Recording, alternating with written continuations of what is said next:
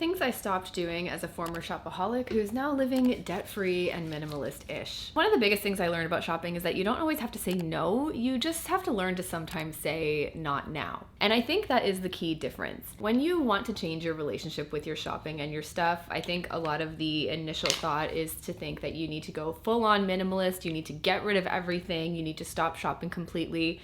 And sometimes that does help. I have done no buys in the past, and I think they are a really great way to reset your system. They're not necessarily all about restriction, but I can save that for another video. But I think shopping in a more healthy, balanced way, it basically requires you to make your plan, which, you know what, takes time, and a lot of us don't want to wait. That's how you get into things like credit card debt. That's how you get into a big financial mess when it comes to shopping. And the worst part about that is like half the time you don't even remember what you bought anyway, so it doesn't really end up being worth it. But when you do have something that you really want, you make a plan for it, you wait to buy it, you save up. In other words, the purchase becomes very intentional. You actually value that thing so much more. You probably wear it more, use it more, and you end up actually getting your money's worth because you appreciate it and you know how hard you worked to buy it, which requires learning to delay gratification, where you don't say no, you just say not now. And I gotta say, my not now purchases were probably my favorites.